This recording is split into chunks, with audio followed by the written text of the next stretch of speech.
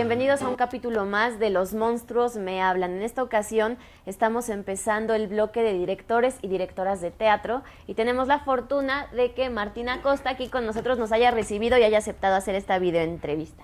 Hola Martín, muchas gracias por, Hola, no, un gustazo por platicarnos con nosotros tus experiencias. Que estén aquí en casa. Sí, muchas gracias. Pues en esta entrevista me gustaría que nos platicaras muy libremente, muy desde tu experiencia, desde lo que has vivido trabajando tantos años, tanto como maestro de teatro en distintas escuelas, como director de teatro, ¿no? Entonces, me gustaría primero que me dijeras, ¿tú has actuado alguna vez? Hice la escuela de actuación, pero lo sufrí mucho porque yo creo que no está en mi naturaleza. El maestro Mendoza decía que actuar es la cosa más antinatural del mundo, que no es algo que la gente normal querría hacer, o sea, ser observado, ¿para qué? Eso solo se lo pueden responder los actores. Entonces, bueno, llegué a México pensando, pues no sé, que incluso la idea de dirigir cine también me tentaba mucho, pero pensé que el teatro era un buen camino para empezar. Y lo primero que me encontré, pues es que la única manera de entrar era por la escuela de actuación. Y bueno, ahí sufrí, padecí, me eché 5 años en la Escuela Nacional de Arte Teatral. Sabías que no querías ser actor, pero era la Sabía única que no manera. quería ser actor y ahí me fui convenciendo más de que no quería ser actor. Pero bueno, digamos que supongo que logré cierta eficiencia, pero nunca logré gozo, ¿no? Yo tenía la sensación de que yo era un hoyo negro de energía oscura dentro del escenario. ¿Pero eran nervios o era nada más que, pues... Yo creo que es finalmente tensión, ¿no? Es como una frustración. Yo sentía que el público veía a todos lados menos hacia donde yo estaba. Y eso, pues, es muy fuerte para el ego. La sensación de que no eres interesante, finalmente, ¿no? Pero, por supuesto que todas esas son ideas que tienes en tu cabeza. Y que es justo con lo que el actor puede trabajar. Por eso, pues, un actor que cree que solo lo ven a él, pues no es útil. Pero un actor que no es capaz de sentirse orgulloso de ser observado y satisfecho con eso, pues tampoco sirve. Entonces, cuando terminé la escuela, que yo creo que logré cierta eficiencia, digamos, yo entré con un cuerpo muy poco entrenado, con una cuestión emotiva también estaba muy cerrado, muy metido en mí, y creo que salí de la escuela entendiendo 2 o 3 cosas que me permitieron hacer algunos montajes. Hice con José Enrique Gorlero como director, hicimos 3 obras, por lo menos 3 obras grandes, ¿no? Calderón de Pasolini en el Teatro Granero, una obra para niños en el Foro Shakespeare, Una vida de sueño, y ya salí de ahí lo más rápido que pude. Ya en ese momento empezaba a dirigir y ocasionalmente tuve que suplir a alguno de mis actores yo mismo. O sea, cuando tenía todavía la edad que mis actores tenían, pues yo de pronto ahí entré. Suplí a Luis Mario Moncada, que fue uno de mis actores, en el primer montaje que hicimos juntos, y así, pero la última vez que actué fue en el 94, en la muestra de Monterrey, en mi versión de La Tempestad que había hecho con un grupo de Oaxaca dentro del programa de teatro escolar, y ya fue la última vez. Mucho tiempo. ¿Cómo fue que empezaste tu camino de director? Acabando la carrera, ¿cómo empezó eso? Es que todavía, o sea, antes de acabar la carrera, yo ya había empezado mi carrera de director. En la ENAT, en ese momento, teníamos un maestro que era aviador y que por alguna razón lo obligaron a pagar sus horas. ¿Con ustedes? Pues no, abrieron un taller de dirección como Ah, materia extracurricular, que era Raúl Cermeño. qué joya. Un maestro que pues, le aprendí muchísimo, me trató horrible porque fue un maestro durísimo y era de esa vieja escuela de hay que hacer sufrir a los alumnos. Y hice 2 años con él. Por las mañanas tomaba yo dirección y por la tarde tomaba actuación. Entonces, aunque él decía, en todas las clases nos repetía, ni se les ocurra dirigir una obra hasta que no tengan las herramientas, yo ya estaba empezando a dirigir mi primera obra. Entonces, ¿En qué año ibas? En el 88. Empecé con Cermeño en tercer año, todo mi tercer año. Y durante 4º año venía de una experiencia fallida. O sea, luego intenté dirigir. Cuando estaba en segundo, traté de dirigir Sangre en el cuello del gato A tus propios compañeros. a mis propios compañeros. Hicimos el montaje completo, se lo presentamos al director de la escuela, que era Ignacio Sotelo, lo vio y dijo, no, ustedes están mal, el realismo no se puede mezclar con el expresionismo, chao. Y yo no tuve el valor ni la inteligencia para encontrar la manera de que ese montaje tuviera salida. O sea, yo esperaba que me dieran un teatro de la escuela o... Eso no ocurría, pero yo no sé cómo pensé que podría ocurrir, o por lo menos un salón de la escuela. Estábamos en donde ahora es el ensayódromo, en el Centro Cultural del Bosque, y tenía salones pues raros, como pues, antiguos, como interesantes. No antiguos, viejos, no es de la colonia. Y bueno, ¿no? Y ese montaje que estaba ya completamente hecho, se fue a la basura. Que fue mi trabajo de todo un año. Nunca en lo segundo. presentaron, más Nunca que lo a él. presentamos Tuvo más un que a él. espectador. Tuvo un espectador. Y mi moral bajísima, una autoestima en el suelo. Y eso que tenía actores, no sé, Carmen Madrid, por ejemplo, que ahora es una actriz importante, y mis compañeros que confiaron en mí en ese momento. Que ese es otro asunto, que creo que el talento que yo tuve en su momento fue la de lograr que confiaran en mí. Porque ya el primer montaje que ya oficialmente yo reconozco como mi primer trabajo fue cuando terminaba cuarto año como actor y terminaba mi segundo año con Raúl Cermeño. Yo dirigí una obra que se llama El más extraño idilio de Tennessee Williams, que es una obra muy cortita, pero que en mi versión duraba más de hora y media. Y bueno, entre los actores estaba Carlos Cobos, por ejemplo, ¿no? Que Carlitos pues es legendario en mi generación. Y creo que esa era mi suerte. O sea, yo tenía la suerte de tener un gran actor, ¿no? Grandes actores. También estaba Brisa Rosell, pero que ahora se ha dedicado sobre todo a la docencia. Pero finalmente creo que esos son los que me dejaron aprender. Porque una cosa es lo que aprendes en la escuela y otra cosa la que aprendes con los actores, que para mí han sido mi escuela más importante. ¿Y cómo conseguiste tus primeros teatros de tus obras profesionales? ¿Hacías tus obras y aplicabas a convocatorias? No, eso no existía. Eso no había, ¿verdad? Eso no había. La primer ¿Y convocatoria había la que cuántos aplicamos... teatros? ¿La UNAM nada más? ¿El CCB? Sí, no, y para mí eran inalcanzables. Eran inalcanzables. El primer lugar donde presentamos esta obra fue uno de mis compañeros cuidaba una casa donde los Castro Leñero, los pintores, guardaban su obra pictórica. Y él se las cuidaba.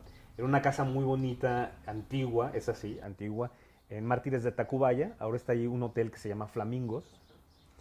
Y en esa casa, que además era como el congal donde caíamos todos los de la escuela en ese momento, porque quedaba más o menos cerca del auditorio y pues ahí eran las fiestas y ahí era todo. Y cuando estábamos en cuarto año le pidieron ese lugar porque lo iban a tirar, porque iban a hacer el hotel. O sea, lo vendieron y le pidieron que desalojara. Y como había sido pues el lugar de lágrimas, juergas, drogas y rock and roll, sexo, droga, rock and roll, pues quisimos despedir la obra haciendo un montaje. Para el que vendimos primero los boletos.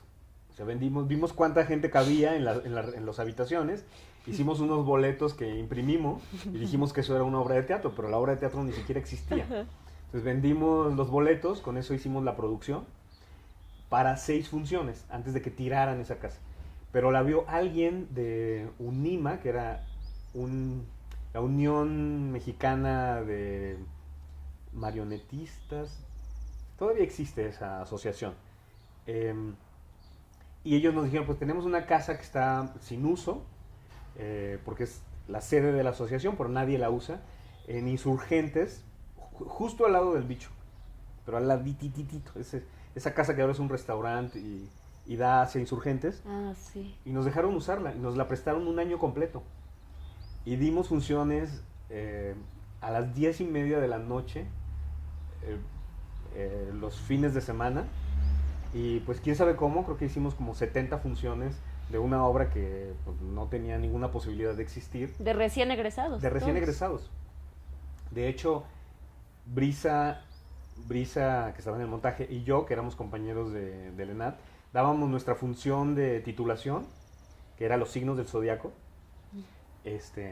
Bueno, llegó un momento en el que yo ya estaba en la obra para niños de José Enrique Gorlero, daba funciones en la mañana, 2 funciones de la obra infantil, me iba corriendo a dar mi función de los signos del zodiaco, y de ahí corríamos a dar la función de las 10:30, que era en la colonia Roma. Y ese era nuestro periplo de los fines de semana. ¿En la de la Colonia Roma actuabas o No, dirigías? no, ya solo dirigí. Ya solo dirigías. Sí, y a partir de ahí yo ya tenía clarísimo que cuanto antes me pudiera deshacer de la idea de la actuación iba a ser mejor. Y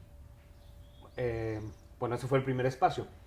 Con José Enrique Gorlero empezamos formando una compañía, un teatro de grupo, que en esa época el teatro de grupo como concepto,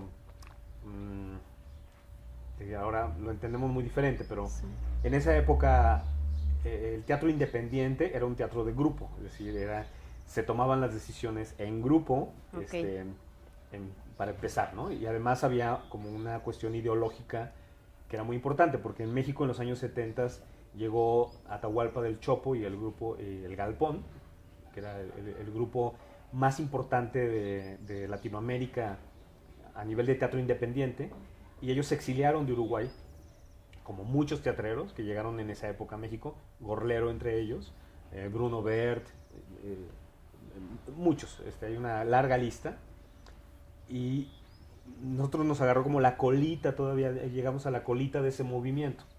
Estábamos hablando del 88, pero en el 89 se cayó el muro de Berlín, y la mayoría de esos grupos que estaban juntos, sobre todo por una cuestión ideológica, o sea, simpatizando con la izquierda latinoamericana, porque todos eran exiliados de un golpe militar, pues como que se quedó sin discurso. Y pues yo, que para ellos era como el más frívolo de los teatros de grupo, de pronto dije, bueno, ¿por qué no sobrevivir a partir de una búsqueda estética y no solo de una búsqueda ideológica? Entonces, Teatro de Arena, que llegó en el último año en que eso ocurría, aunque todavía sobrevivieron algunos grupos, Contigo América, por ejemplo, que era el que además aglutinaba a todos los demás, nos permitió que nuestro grupo, que apenas nacía, diera un brinquito, y nos planteamos pues buscar otras maneras de sobrevivencia, ¿no? Y la primera fue, acudimos a la UAM, la Universidad Autónoma Metropolitana, nos compró también 2 obras que tampoco existían en ese momento, que iban a ser 2 espectáculos a partir de poesía.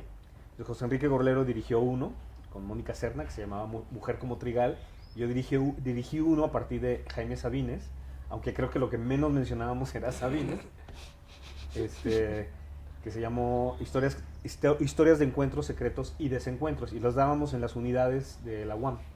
Ahí dábamos funciones. Entonces, como que eso nos permitió decir, sí somos un grupo, sí, Entonces ahí empezamos a la búsqueda de lugares, ¿no? Y espacios. El primero fue la capilla pre-Boris Schumann. No solo pre-Boris Schumann, pre-Jesusa. La capilla era un lugar lleno de telarañas, o sea, no existía el vicio, todavía no lo tenía Jesús Rodríguez, ni el hábito, que es como originalmente se llamaba. Y pues lo rentábamos a 100 pesos la noche. Wow. Y ahí montamos La Hora del Lobo a partir de la película de Bergman, en un texto que escribió José Enrique Gorlero para nosotros. Entonces así fuimos como brincando y consiguiendo lugares. El primer teatro institucional, digamos, que ya no tuve que pagar, que no teníamos que pagar de nuestro bolsillo, fue El Granero, con un proyecto para niños de Sabina Berman que se llamó Caracol y Colibrí. Para ese montaje yo perseguí a Sabina por meses para que nos diera los derechos, y ella se hizo del rogar y se hizo del rogar y se hizo del rogar hasta que finalmente dijo, pues vayan montándola y voy a ver un ensayo y si me gusta, seguimos. Pues vino este ensayo, le gustó y pues ya, seguimos adelante. Entonces como que de ahí empezó una cierta estabilidad, porque ya en El Granero dimos 150 representaciones, o sea, ya un chingo para esa época. Era para nosotros incluso más, para ahorita, bueno, para 150. Ahora también, sí, 150 es un montón. Y todavía nos fuimos al Foro Rodolfo Sigli, y fue una obra que pudimos empezar a mover. Entonces fue como que entre esa, que era la que funcionó, más 5 obras que no funcionaron, que así nacían y a las 10 funciones morían, o incluso en el camino, obras que no llegaban a a presentarse, como que fui estructurando un modelo que me sirviera para sobrevivir y que culminó con otra obra que hice con Carlos Cobos y con Arturo Reyes, que se llamó La secreta obscenidad de cada día, en el 92. Y para ese ya tuvimos La Gruta, que en esa época era una cafetería de Fonapaz. O sea, no tenía ese nivel del piso, no tenía la parrilla, no tenía nada. Unos focos. Una bodega. Era una cafetería. Cafetería de Fonapaz, o sea, con todo chaparro. Pero ahí hicimos La secreta obscenidad de cada día. Prácticamente se inauguró con esa obra como teatro. Y a partir de ahí La Gruta existe. Esa es la historia de La Gruta. Años después yo estrenaría ahí Carta al artista adolescente, pero en Carta, digamos que yo ya tenía como un crédito, ya me veían y decían, es director. Todo eso tomó 6 años, del 88 al 94. Y a partir de ahí yo creo que ya pude como tener acceso a las convocatorias, ¿no? Fui joven creador en el 94. Tuve 2 veces la beca que ya no existe, de residencias artísticas en el extranjero. Tuve una para Nueva York y una para Montreal, que después me darían muchos frutos de relaciones y de montajes que pude hacer después allá. Eso fue como hasta el 94, pero o sea, del 88 al 94, excepto esa ayudita que nos dio la UAM, todo lo demás fue producido de picar piedra, ¿no? Y de la bolsa, y sin recuperar ni un centavo, cuando mucho salir tablas. Y fueron 13 montajes entre el 88 y el 94, cuando por primera vez me llamaron para dirigir una obra y me pagaron por hacerlo, lo cual a mí me hace pensar, y no es que todo el mundo le tenga que ir igual, pero a veces digo, es que estamos aplicando para que nos paguen por aprender, y creo que es al revés, uno aprende y luego te pagan. Y de todo este camino, desde empezar a dirigir a tus propios compañeros, después cuando empezaste a dirigir actores, que te atreviste a invitar actores que admirabas tal vez, o que se empezó a acercar la gente a pedirte que los invitaras a trabajar, de toda esta experiencia, ¿qué dirías tú que son como las características más necesarias en un actor, en una actriz? O que para ti lo son. Ajá. No sé si para otro tipo de directores o así, pero para ti, ¿cuáles son las cualidades que tendría que tener un actor o una actriz? Pues es que yo siempre parto de la idea de que lo que más necesito de un actor es su inteligencia, ¿no?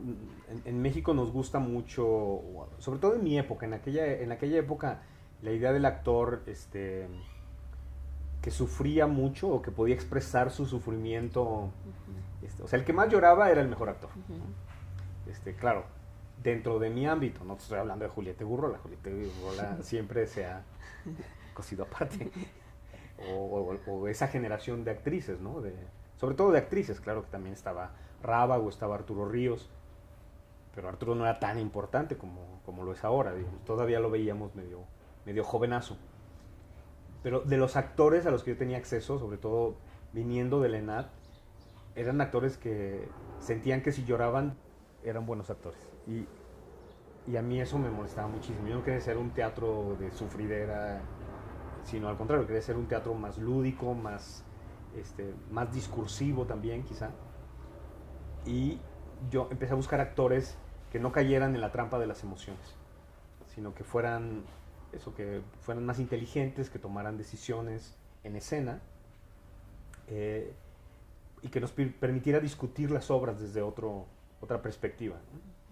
En Carta al artista adolescente, que fue la primera obra, digamos, que me dio como cierta existencia, porque duró mucho y fuimos a muchos festivales, giró por muchos lados, se presentó casi en todos los estados de la República. Tenía, 3 actores maravillosos, que son Arturo Reyes, Mario Oliver y Alejandro Reyes. Después estaría Ari Brickman, pero sobre todo con Alejandro Reyes, yo me acuerdo que Matías Gorlero, que era mi asistente de dirección y sería después el iluminador, diseñador de iluminación de esa obra y de la mayoría de las que he hecho en mi vida, decía, pero es que esta obra te la está montando Alejandro Reyes. Y yo le decía, es que de eso se trata. O sea, creo que acabo de descubrir que se trata de que el actor te monte la obra. Tú lo que tienes que dar es una idea que pueda desarrollarse. O sea, no tienes que montarles la obra así, ahora ve para allá. Por eso me parece que el tema de la inteligencia es bien importante. Alejandro era un actor excepcionalmente brillante porque tenía una gran inteligencia para conceptualizar el espacio, por ejemplo. Que siempre sentías que no solo era el lugar en donde él estaba parado, sino, o sea, la geografía de todo lo que lo rodeaba. Y de hecho recuerdo que en una entrevista le preguntaron ¿qué es lo primero que debería aprender un actor? Y él dijo arquitectura. Porque tienes que imaginar el espacio como arquitectura para poder transmitirlo y saber en dónde estás. Y esto que está más relacionado con las matemáticas que con el arte, digamos, a mí me ha sido muy útil. Porque me deja ver como otras maneras de que el actor se exprese. Muchas veces sin necesidad de hablarlo, pues no es que yo le digo, a ver, hazme la arquitectura de este lugar, pero, por ejemplo, ahorita que estamos trabajando con Ángeles en América, el reto era, todas las historias tienen que ocurrir dentro de la misma habitación. Entonces tienes que imaginar que eso que el autor dice que ocurre en un parque, pero que ocurre en las escaleras del Congreso de los Estados Unidos, o que ocurre en el despacho de un abogado, en realidad es la misma habitación, ¿no? Y todos pueden convivir ahí. Y creo que que es gracias al actor que puede conceptualizarlo que una idea como esa funciona. Ya si además se emociona y hay como una cierta intensidad, pues yo creo que ya es un plus. Ya es un plus, ¿no? Ya es algo que ganas, ¿no? Lo otro, yo creo que se necesita actores que generosos, sobre todo, ¿no? Bueno, yo he conocido actores que pueden ser muy malas personas, pero que son muy generosos con la escena, en la construcción de la ficción. Malas personas, por decir una broma, sí. Pero es decir, que pueden ser personas difíciles fuera de la escena, pero que tienen la habilidad de hacer que si un actor no ha terminado de entender, le ayudan a entender.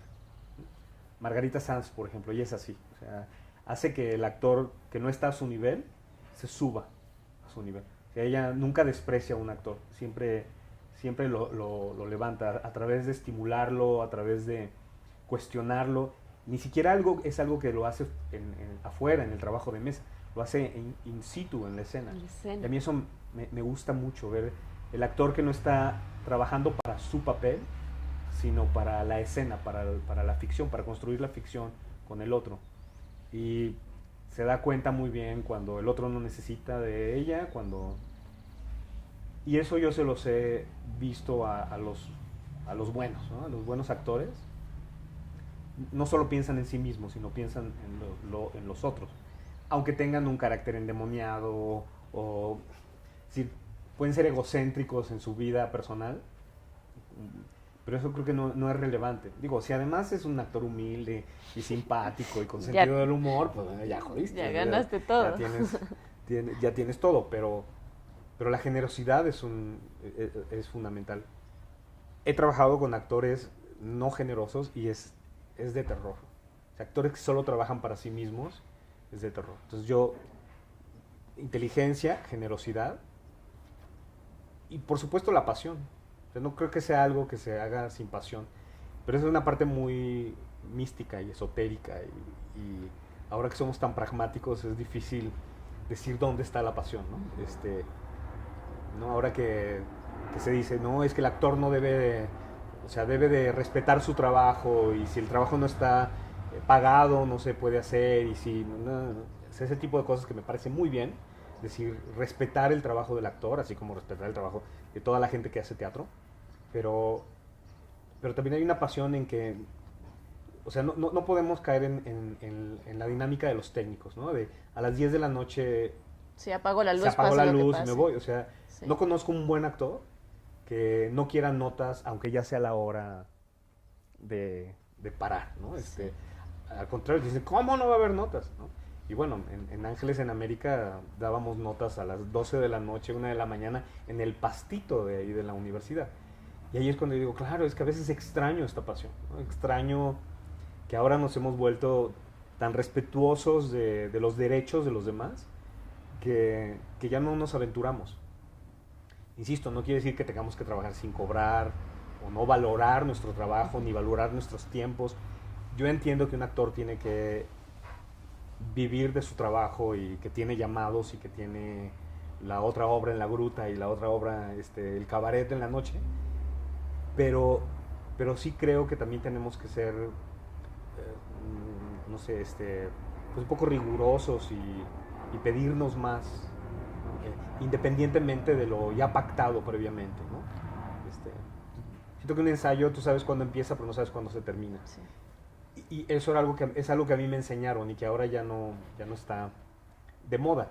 Yo procuro hacerlo, pero yo en las 2 últimas semanas digo, ábranme cancha, ¿no? Abramos cancha porque puede ponerse muy difíciles las cosas, porque ya no solo depende de uno, el trato con los técnicos que siempre es complejo, con la producción, con las instituciones en general, que siempre es muy difícil. Es un actor apasionado, nunca te va... O sea, no se te va a ir en medio. Un actor apasionado va a defender el montaje por encima de su llamado. Que esa es otra, ¿no? He tenido actores que dicen, no llego al ensayo general porque estoy en llamado. Y tú dices, no, a ver, espérate, eso no existe. Eso no existe. He tenido discusiones muy fuertes. Es muy, muy nuevo eso, ¿no? Esa sensación muy de nuevo. Llamado mata ensayo Es muy nuevo general, y es muy mata malo, todo. y es muy malo. Porque un actor me dice, es que tú no sabes cómo son ellos, no se puede negociar. Digo, pero ¿por qué no les dices eso a ellos? Sí. Que tú no sabes cómo soy yo y que conmigo no se puede negociar. Entonces yo creo que, o sea, hablo sobre fechas pactadas previamente, Sí. ¿no? O sea, yo lo primero que le pregunto a un actor es, dime cuándo no puedes. En los próximos 4 meses, dime cuándo no puedes. Y yo te lo voy a respetar. Pero no me digas en la última semana, en una semana donde ya está pactado el trabajo con los técnicos. Con los técnicos, por ejemplo, hay que trabajar dentro de los horarios. Los horarios de los técnicos, Sí, porque si que no... no haya teatro, que no haya función. Y hay que agregar, exacto. Entonces hay ensayos que no puedes ensayar en la noche porque hay otra función, entonces tienes que montar, desmontar, etcétera. Entonces no te pueden decir ese día, tengo un llamado. Entonces es bueno negociar. Ahora, yo conozco actores muy importantes que no los detiene un llamado. O sea, Juan Manuel Bernal, o sea, Juan Manuel a las 6 de la tarde, en llamado de lo que sea, yo sé que él agarra sus cosas y dice, Con tengo permiso. teatro, y se va, ¿no? Pero le costó mucho aprenderlo también, ¿no? Le costó mucho aprender a negociar.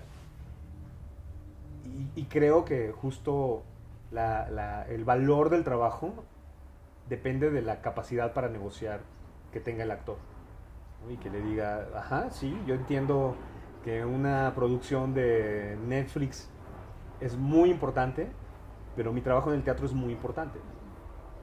¿Y cuál es tu proceso ideal, como después también todos estos años, para encontrar estos tipos de actores?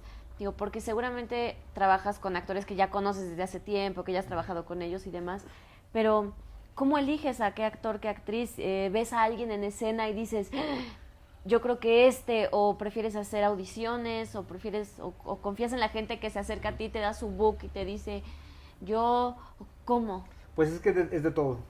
O sea, he tenido todas las experiencias. Y con todas he tenido buenos y malos resultados. Normalmente confío en el trabajo que veo, ¿no? Yo voy mucho al teatro. O sea, no soy un director que no va al teatro. Voy mucho, veo el trabajo de mis compañeros y veo el trabajo de las escuelas, los trabajos de egreso. Entonces siempre estoy viendo, o sea, sé que es mi materia prima. O sea, me parece que es parte de mi obligación, ¿no? Ir a ver los actores que están saliendo de las escuelas. A veces, cuando un papel tiene ciertas características, pues abro audiciones. Y no me gusta nada, porque me parece que es bien injusto que en una lectura o en un... ¿Qué buscarías? ¿Qué buscarías ver en una audición? La química con quién va a trabajar, ¿no?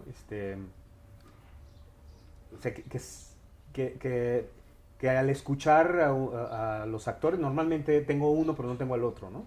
Entonces, siempre le voy a dar prioridad a quien ya tengo, ¿no? Entonces, con esa persona quisiera que se comunicaran. Eso es lo primero que busco, que se puedan comunicar.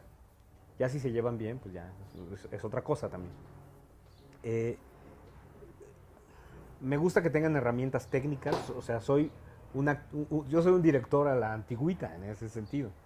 O sea, sí me gusta entenderles, sí me gusta que se puedan mover, que sean hábiles, me gustan mucho las habilidades físicas. O sea, si son muy buenos para dar machincuepas, pues maravilloso, pero si no, por lo menos que se puedan organizar, organizar sus acciones con mucha, no sé... Control. Sí, con mucha claridad, ¿no? Que sepan qué están haciendo. En una audición que alguna vez hicimos para una obra que se llamó 9 días de guerra en Facebook, y que hicimos que de hecho el plan era ese, porque queríamos actores recién egresados de las escuelas. Digo queríamos porque éramos Luis Mario Moncada y yo. En una de las audiciones di la primera indicación que es lo que todo mundo pedimos. Caminen, habiten el espacio. Y una chica, su habitar el espacio fue ir a chocar con la mesa donde estábamos Luis Mario y yo, tirarnos el café encima de nuestros celulares. Y tú dices, bueno, pues evidentemente Adiós. es muy difícil. O sea, si alguien no puede organizar caminar en una habitación. Y para la idea que ustedes tenían de ese montaje, Exacto, además o sea, necesitaban una cosa. Sabíamos que iba a ser de una gran precisión física, entonces también dices, pues no, puede que me guste mucho tu estar, ¿no? Monstruo actoral probablemente, pero para sí, eso. A mí sí me gusta que se sepan mover y que hagan las cosas con precisión, con claridad. Por eso digo, me gusta que tengan herramientas. A veces pasa, por ejemplo, que hay actores que han hecho cine, ¿no? Que han hecho mucho cine, pero han hecho poco teatro. Y entonces se cansan. También, en la mitad de la temporada... No te aguantan. ¿No? En la mitad de la temporada los ves que están así ya medio muriéndose. ¿Se aburren? Yo creo que el teatro tiene justo, pues, yo digo que el teatro es el arte de la repetición. O sea, no importa que lo hagas una vez, importa que lo puedas repetir. Y eso, si no le encuentras placer a eso, está muy difícil, ¿no? Sí, porque es una repetición que, por supuesto, es nueva cada día, ¿no? Y para que esté viva, el actor se lo tiene que plantear como algo nuevo, pero si no encuentra esa libertad que da la repetición, o sea, que el saber a dónde vas todos los días te haga poder olvidarte y aventarte al vacío cada día. Hay actores que no disfrutan eso, ¿no? Que quieren ir a lo seguro, entonces que todos los días quieren repetirlo como el día que les salió bien, se van a cansar. En el cine pueden hacer 15 tomas y se elige la que mejor, incluso hasta engendros, ¿no? El principio de una escena se edita con el final de la otra y en medio le ponen, y resulta que le dan un Oscar. Digo, hay casos famosos porque en el cine quien cuenta es la cámara. Y el editor. ¿Sí? Quien edita le está contando.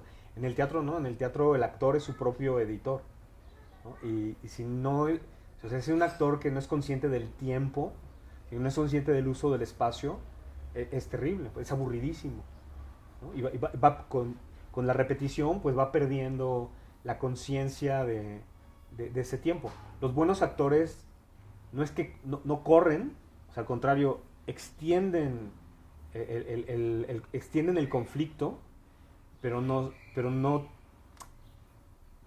aletargan el suceso. Como que no se regodean. Sí. No se regodean, ¿no? Sin embargo, saben cuando están en el conflicto y eso lo tienen que extender, que tensar, y eso es lo que disfrutas de un actor. Los actores que se cansan quieren pasar lo más rápidamente posible por ahí, ¿no? Porque cansa.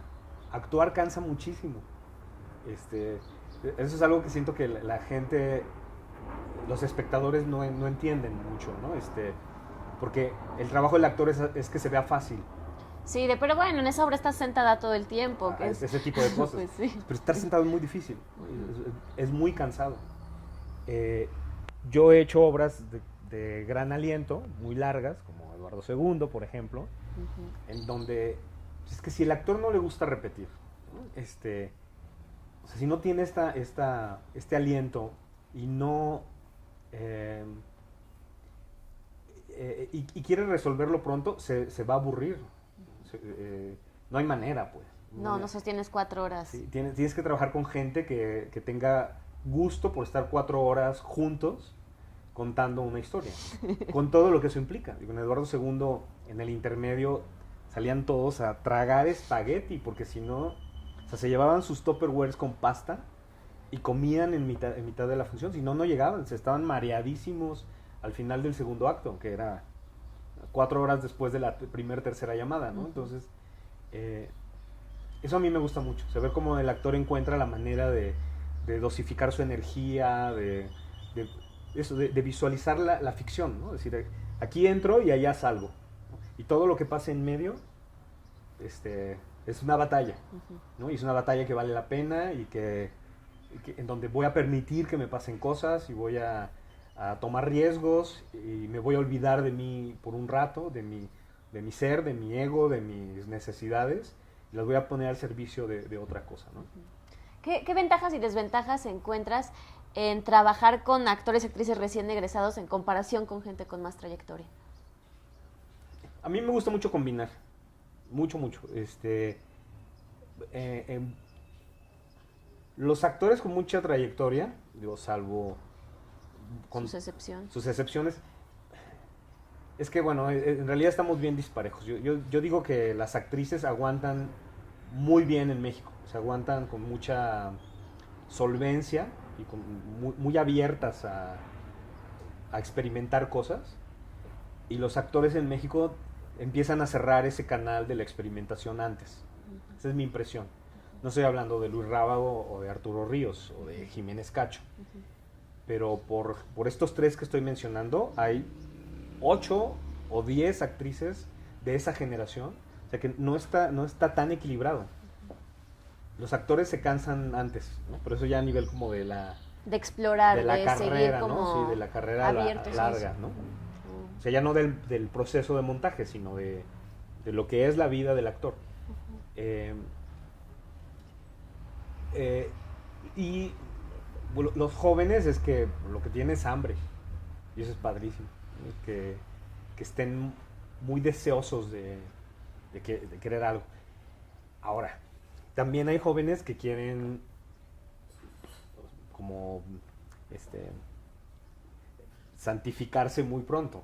Que lo quieren, ¿no? Ya, rápido, que lo quieren y ya.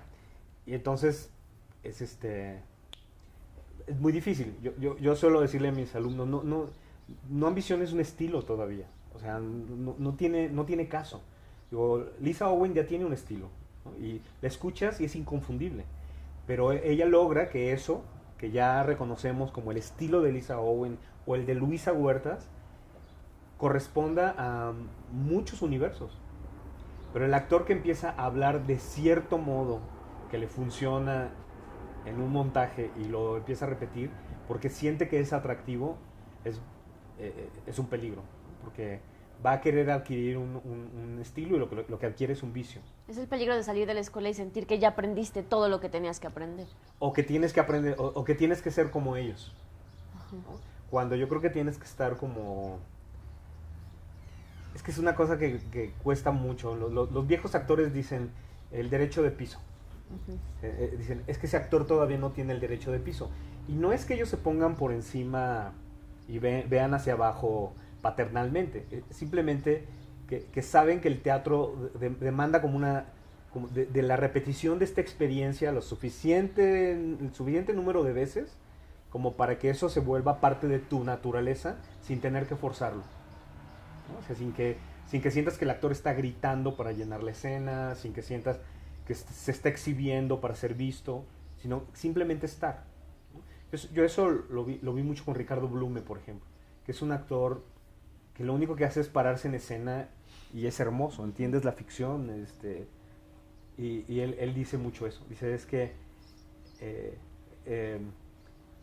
se pisa, ¿no? O sea, pisa como actor, cuando se refiere a alguien joven que está empezando a tener su naturaleza comienza a ser la ficción, sin forzarlo.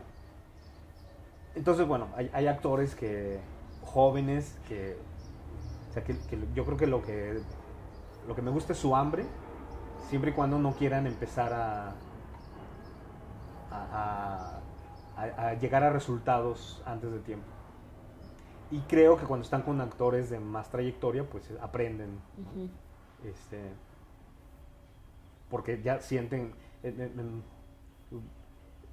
México, no México, en México sobre todo, pero es todo un rollo como de jerarquías, ¿no? O sea, y creo que está bien, porque es como en los oficios, ¿no?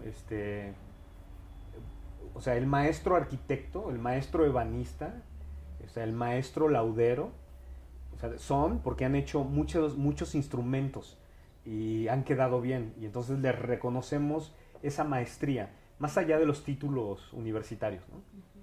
Ahora los títulos universitarios los tienen gente que no practica. Entonces eso es muy confuso, Sí. ¿no? Que de hecho es muy raro que le pidan un título universitario a un actor, Ujú. ¿no? Entonces tiene que aprender a que él se hace en la maestría de su oficio, más allá de su talento.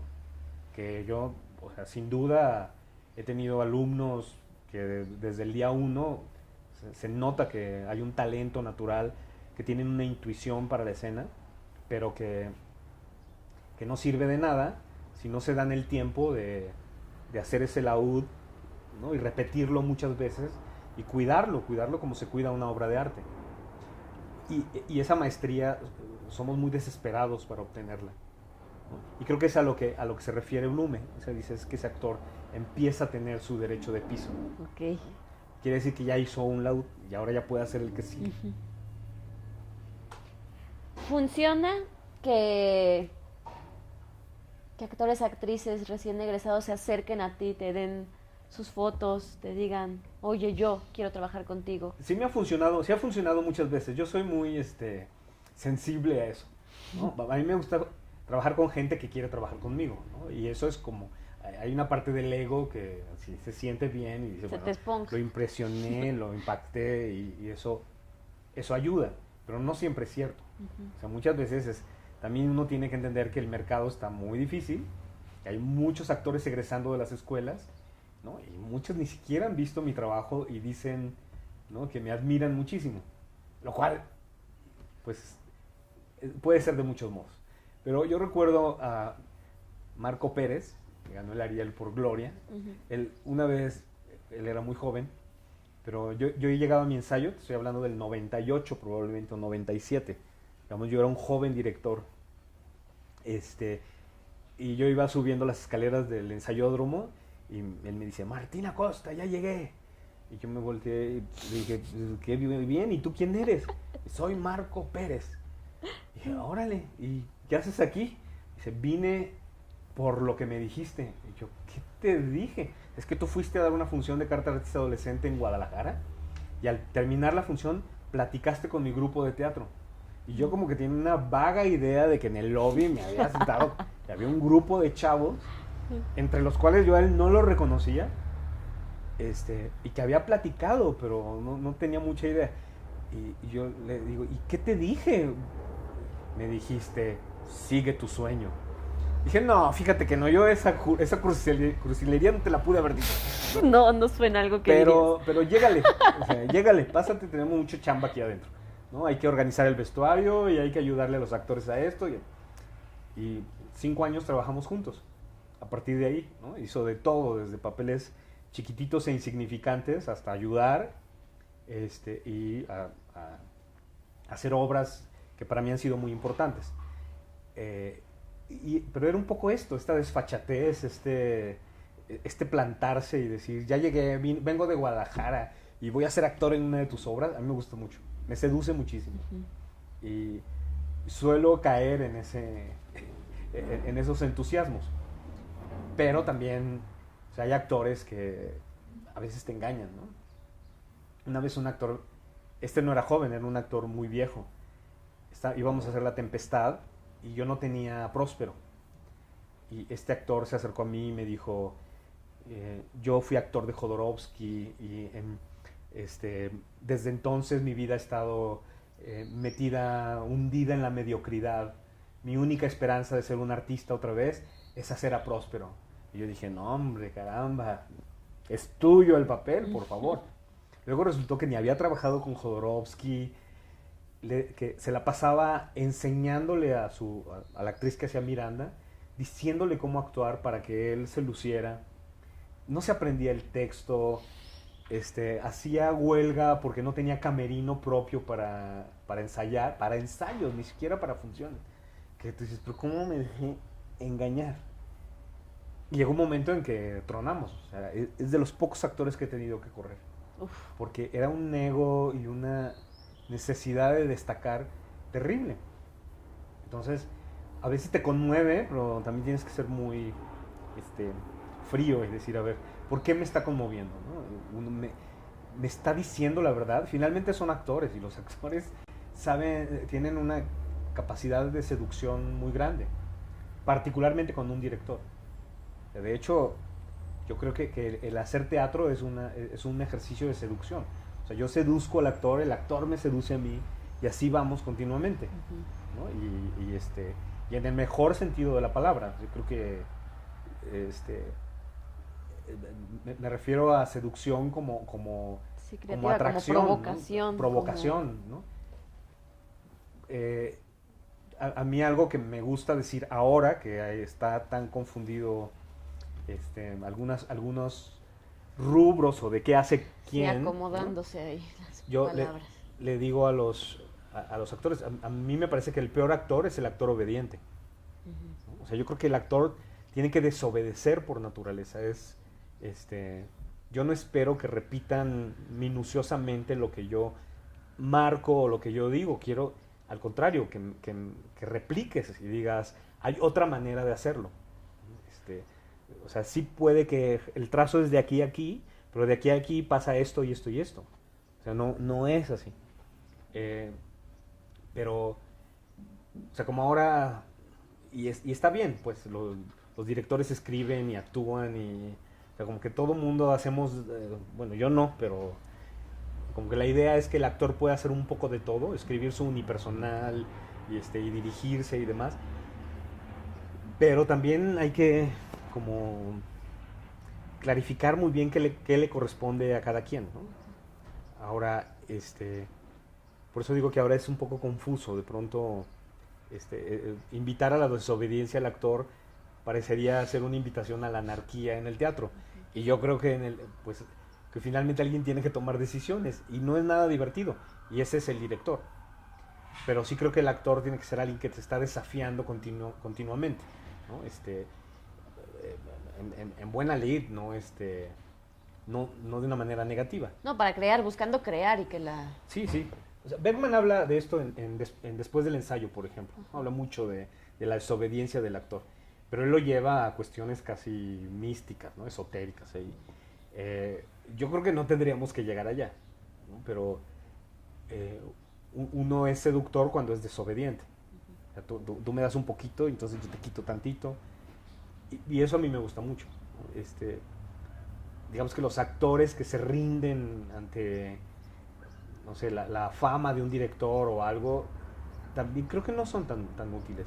Y no lo digo por mí, lo digo por actores que son devotos de Luis de Tavira. Bueno, es que es difícil porque ya no hay tantos maestros, pero sobre todo con el maestro Mendoza, por ejemplo, yo decía, es que los actores más aplicados del maestro Mendoza no son los mejores. Okay. O sea, parecen una réplica del maestro Mendoza. O sea, sus actores más interesantes son los que se rebelan. Aún los que lo adoraban, ¿eh? O sea, Julieta adoraba al maestro Mendoza y era rebelde. Sí, tomó y le aprendió lo que quiso y lo que no. Y luego hizo lo que le dio la gana. Y esa libertad, yo la admiro mucho. Claro. ¿No? Pero todos los actores devotos de los que fueron nuestros maestros, ¿no? De Margules, de Gurrola, de Julio Castillo. Pero yo creo que los que eran más margulistas que Margules eran terribles. Porque no hay un sello propio. Son una aburridos. Imitación. Un actor Exacto. Necesita un sello propio. Entonces yo creo que esta veneración por el director ya se acabó y qué bueno. Creo que no deberíamos regresar allá. Okay. Pero la anarquía pues es un peligro. Híjole, pues muchísimas gracias por esta entrevista, Martín. Creo que todo el que la vea, el que te escuche hablar, tendrá un poquito más de luz.